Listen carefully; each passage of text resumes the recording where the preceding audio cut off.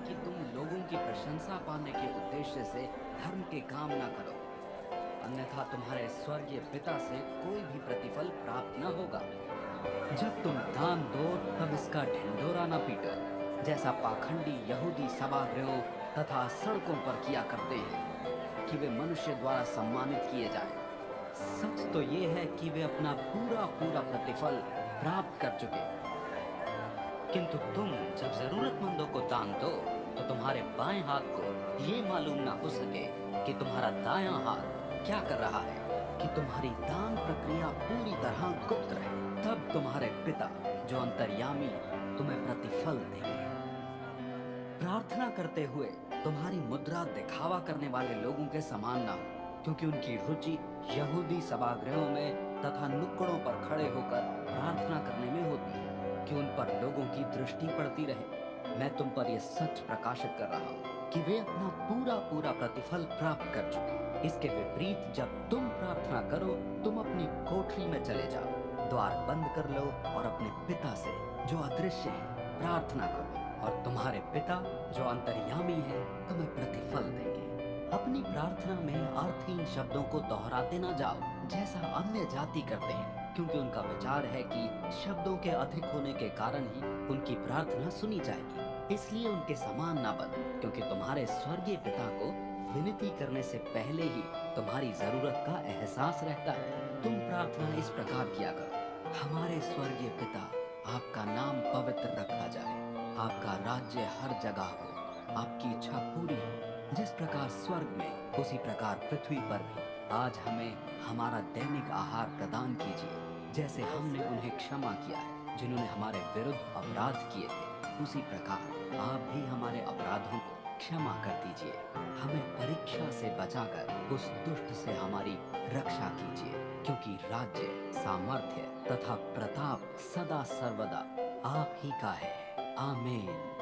यदि तुम अन्यों को उनके अपराधों के लिए क्षमा करते हो तो तुम्हारे स्वर्गीय पिता भी तुम्हें क्षमा करेंगे, किंतु यदि तुम अन्यों के अपराध क्षमा नहीं करते तो तुम्हारे स्वर्गीय पिता भी तुम्हारे अपराध क्षमा नहीं करेंगे। जब कभी तुम उपवास रखो तब पाखंडियों के समान अपना मुंह मुरझाया हुआ ना बना लो। वे अपना रूप ऐसा इसलिए बना लेते हैं कि लोगों की दृष्टि उन पर अवश्य पड़े। सच तो ये है कि वे अपना पूरा पूरा प्रतिफल प्राप्त कर चुके, किंतु जब तुम उपवास करो तो अपने बाल संवारो और अपना मुंह खोलो, कि तुम्हारे उपवास के विषय में सिवाय तुम्हारे स्वर्गीय पिता के जो अदृश्य है किसी को भी मालूम ना हो। तब तुम्हारे पिता जो अंतर्यामी है तुम्हें प्रतिफल देंगे।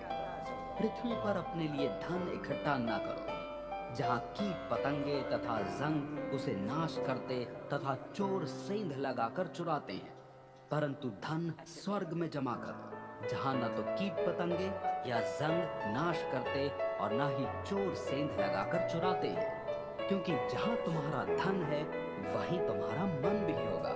शरीर का दीपक आंख है, इसलिए यदि तुम्हारी आंख निरोगी है तुम्हारा सारा शरीर उजियाला होगा। यदि तुम्हारी आंख रोगी है तुम्हारा सारा शरीर अंधकारमय हो जाएगा। वो उजियाला जो तुम में है, यदि वो अंधकार है तो कितना गहन होगा वो अंधकार।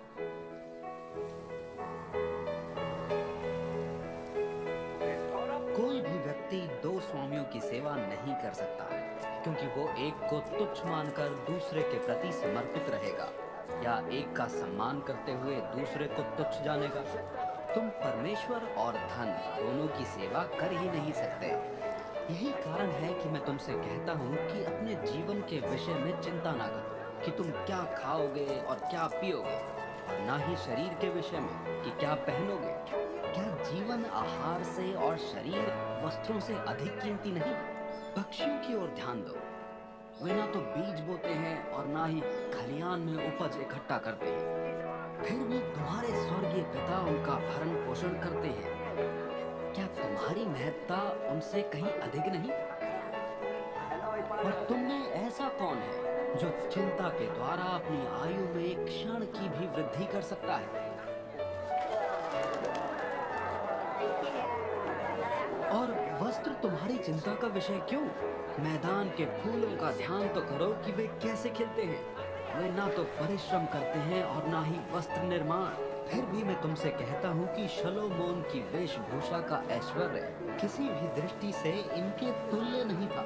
यदि परमेश्वर घास का श्रृंगार इस सीमा तक करते हैं जिसका जीवन थोड़े समय का है और जो कल आग में झोंक दिया जाएगा, क्या वो तुमको कहीं अधिक सुशोभित न करेंगे?